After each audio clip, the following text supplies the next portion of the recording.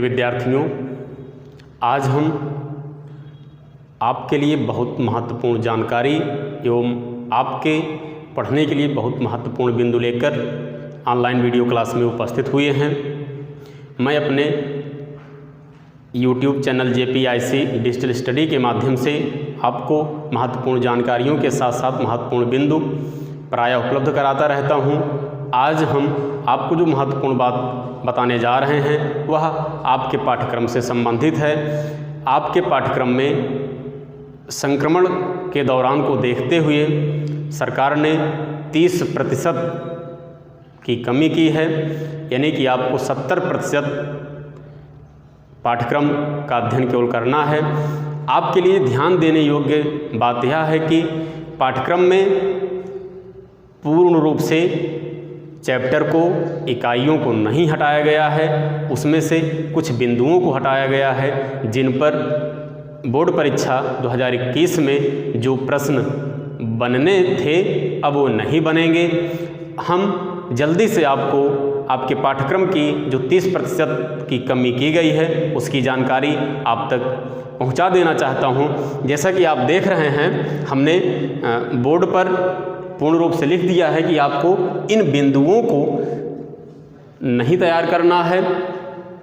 सबसे पहले हम उन इकाइयों की चर्चा कर लेते हैं जिन इकाइयों में से बिंदु को हटाया गया है। इकाई 1 में से बिंदु को हटाया गया है जो कंप्यूटर सॉफ्टवेयर एवं प्रोग्रामिंग से संबंधित है। इसमें ऑपरेटिंग सिस्टम एवं उसके प्रकार के साथ साथ लाइनक्स के स्वरूप को भी हटा दिया गया है। लाइनक्स का जो 2 स्वरूप था, सिंगल यूजर, मल्टी यूजर, उसको भी हटा दिया गया है। इकाई 2 में जो प्रोग्रामिंग से संबंधित इकाई थी उसमें प्रोग्रामिंग तकनीक एवं उसकी अवधारणा को हटा दिया गया है, जिसमें स्यूडो कोड, कलन विधि और प्रवाह संचित्र की बातें थीं, इनको हटा दिया गया है। अब इस पर आधारित बोर्ड परीक्षा में इस बार प्रश्न नहीं बनेंगे।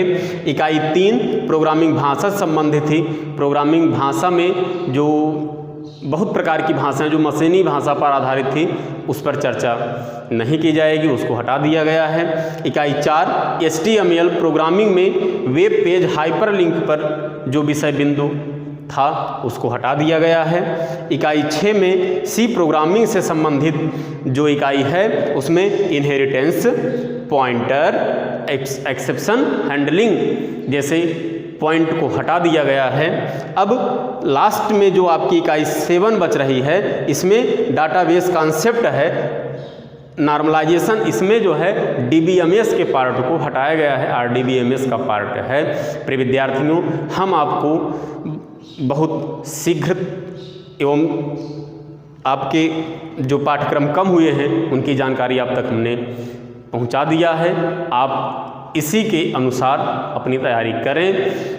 इनको न पढ़ते हुए आगे का जो आपका 70% का वर्क है, जो पाठ्यक्रम है, वह अभी भी हमेशा बना रहेगा। हम आपको व्हाट्सएप के माध्यम से भी जो 30% पाठ्यक्रम कम की जानकारी है इसको उपलब्ध कराएंगे। आइए आपको हम पढ़ने की तरफ ध्यान आकर्षित करते हैं।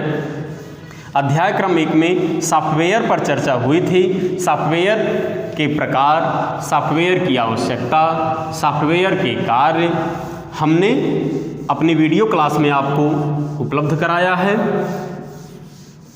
इस श्रृंखला में थोड़ा सा चर्चा ऑपरेटिंग सिस्टम पर होना है।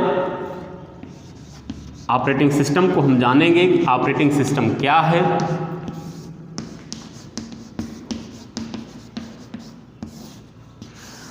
ऑपरेटिंग सिस्टम को प्रचालन तंत्र कहा जाता है। इसे सिस्टम सॉफ्टवेयर कहते हैं। यद्यपि सिस्टम सॉफ्टवेयर ऑपरेटिंग सिस्टम का ही अवयव है। ऑपरेटिंग सिस्टम के द्वारा कंप्यूटर को बूट एवं नियंत्रित किया जाता है। ऑपरेटिंग सिस्टम संसाधन उत्पन्न करता है। Operating system can be create resources, संसाधन को उत्पन्न करता है। जैसे हम पेन ड्राइव लगाए, तुरंत हमें सूचना दे देगा फाउंड न्यू हार्डवेयर। हम कंप्यूटर में कुछ भी एक्सेस करते हैं तो उसकी जानकारी हमें प्राप्त हो जाती है। ऑपरेटिंग सिस्टम के बहुत सारे कार्य भी होते हैं, छोटे छोटे कार्य होते हैं, बड़े बड़े कार्य होते हैं। सामान्य एवं विशेष कार्य ऑपरेटिंग सिस्टम के होते हैं जो कंप्यूटर और प्रयोगकर्ता दोनों के लिए होते हैं। प्रयोगकर्ता को जानकारी स्पष्ट हो जाती है, उसे कंप्यूटर में किन किन बिंदुओं पर कहाँ कहाँ कार्य करने के लिए पहुँचना है।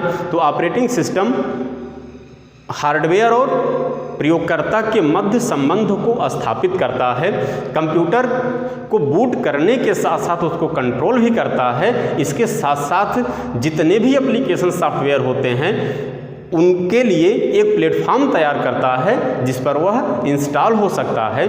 ऑपरेटिंग सिस्टम के बहुत सारे कार्य भी होते हैं, जैसे ऑपरेटिंग सिस्टम मेमोरी का मैनेजमेंट करता है, ऑपरेटिंग सिस्टम प्रोसेसिंग मैनेजमेंट करता है, ऑपरेटिंग सिस्टम जॉब मैनेजमेंट करता है, ऑपरेटिंग सिस्टम फाइल मैनेजमेंट करता है। तो ऑपरेटिंग सिस्टम के जितने भी कार्य होते हैं वो सब मैनेजमेंट से संबंधित होते हैं। किसी भी कार्य को वह प्रबंधपूर्ण तरीके से करता है।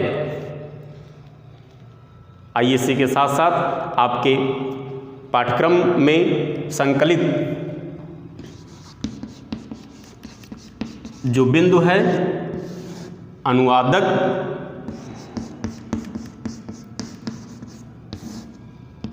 प्रोग्राम,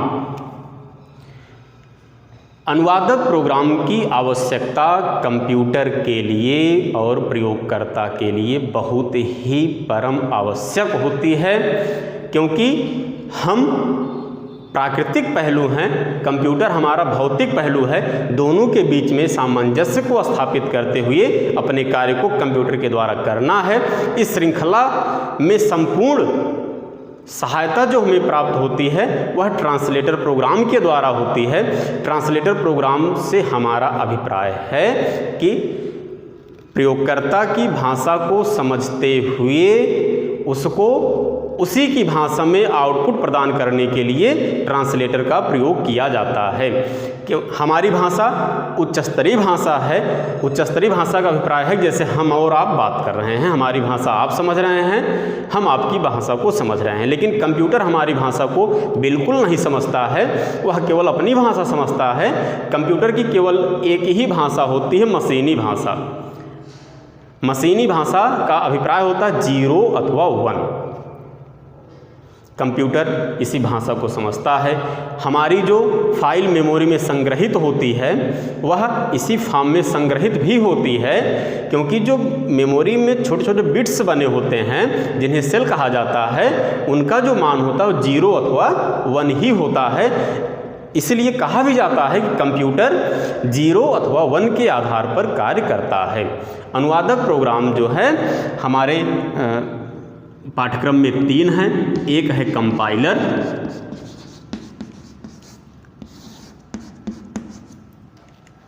कंपाइलर, यह अनुवादक प्रोग्राम उच्च स्तरीय भाषा में लिखे गए प्रोग्राम को मशीनी भाषा में परिवर्तित करने का कार्य करता है। कंपाइलर संपूर्ण प्रोग्राम को, चाहे वह 1 लाइन का हो चाहे वह 100 लाइन का हो, वैसे प्रोग्राम को जो मापने की विधि है वह LOC है, लाइन ऑफ कोड। प्रश्न कभी कभी पूछा जाता है, तैयारी स्तर पर भी, बोर्ड स्तर पर भी पूछा जाता है KLOC क्या है। इसका पूरा नाम अगर हम जाने, किलो लाइन ऑफ कोड, जो प्रोग्राम को मापने की विधि है। जब हम किसी प्रोग्राम को व्यक्त करते हैं बताते हैं कि हमारा प्रोग्राम इतने किलो लाइन का है। तो कंपाइलर क्या करता है, संपूर्ण प्रोग्राम को एक साथ मशीनी भाषा में अनुवादित करता है, जिसके लिए उसको अधिक मेमोरी की आवश्यकता होती है। कभी कभी क्या होता है कि इसमें त्रुटियों को खोजना भी आसान नहीं होता है, क्योंकि यह संपूर्ण प्रोग्राम को एक साथ एक्सेप्ट करता है। आइए हम चलते हैं अगले अनुवादक प्रोग्राम पर, उसे हम जानते हैं इंटरप्रेटर के नाम से। इंटरप्रेटर यह कंपाइलर की तरह ही कार्य करता है, लेकिन थोड़ा सा इसमें विशेषता का अंतर होता है। इंटरप्रेटर उच्च स्तरीय भाषा में लिखे गए प्रोग्राम को मशीनी भाषा में एक एक लाइन क्रमशः अनुवादित करता है, इसलिए इसको कम मेमोरी की आवश्यकता होती है और इसकी विशेषता है कि यह जब मशीनी भाषा में अनुवादित करता रहता है तो .obj ऑब्जेक्ट विस्तारक नाम की कोई फाइल तैयार नहीं करता है। अब तीसरी अनुवादक प्रोग्राम की बात आई, वह है असेंबलर। असेंबलर एक ऐसा भाषा अनुवादक प्रोग्राम है जो केवल असेंबली भाषा में लिखे गए प्रोग्राम को मशीनी भाषा में परिवर्तित करने का कार्य करता है। प्रिय विद्यार्थियों, बोर्ड परीक्षा में इस पर आधारित प्रश्न भी बनता है कि भाषा अनुवादक प्रोग्राम क्या है, विशेषता एवं अंतर बताइए। हमने उसकी परिभाषा में विशेषताओं की चर्चा किया है। आइए थोड़ा सा अंतर देख लेते हैं। कंपाइलर और इंटरप्रेटर, इन्हीं दोनों में अंतर की बात आती है, क्योंकि असेंबलर तो केवल एक ही भाषा को मशीनी भाषा में अनुवादित करता है। कंपाइलर और इंटरप्रेटर, इन दोनों ट्रांसलेटर प्रोग्राम का उद्देश्य तो एक ही है कि उच्च स्तरीय भाषा में लिखे गए प्रोग्राम को निम्न स्तरीय भाषा अथवा मशीनी भाषा में परिवर्तित करना, अनुवादित करना। लेकिन विशेषतात्मक रूप से कुछ अंतर भी हैं। जैसे कंपाइलर संपूर्ण प्रोग्राम को एक साथ अनुवादित करता है। इंटरप्रेटर संपूर्ण प्रोग्राम को एक एक लाइन क्रमशः अनुवादित करता है। कंपाइलर संपूर्ण प्रोग्राम को एक साथ अनुवादित करने के कारण इसे अधिक मेमोरी की आवश्यकता होती है। इंटरप्रेटर प्रोग्राम की एक एक लाइन को अनुवादित करता है, इसलिए इसे कम मेमोरी की आवश्यकता होती है। कंपाइलर में अगला अंतर है, कंपाइलर जब उच्च स्तरीय भाषा से निम्न स्तरीय भाषा मशीनी भाषा में परिवर्तन अथवा अनुवादन करता रहता है तो .obj ऑब्जेक्ट विस्तारक नाम की एक फाइल बनाता है। इंटरप्रेटर भाषा अनुवादन के समय किसी भी प्रकार की .obj ऑब्जेक्ट विस्तारक नाम की फाइल तैयार नहीं करता है। इस प्रकार हम कुछ महत्वपूर्ण अंतर को कंपाइलर और इंटरप्रेटर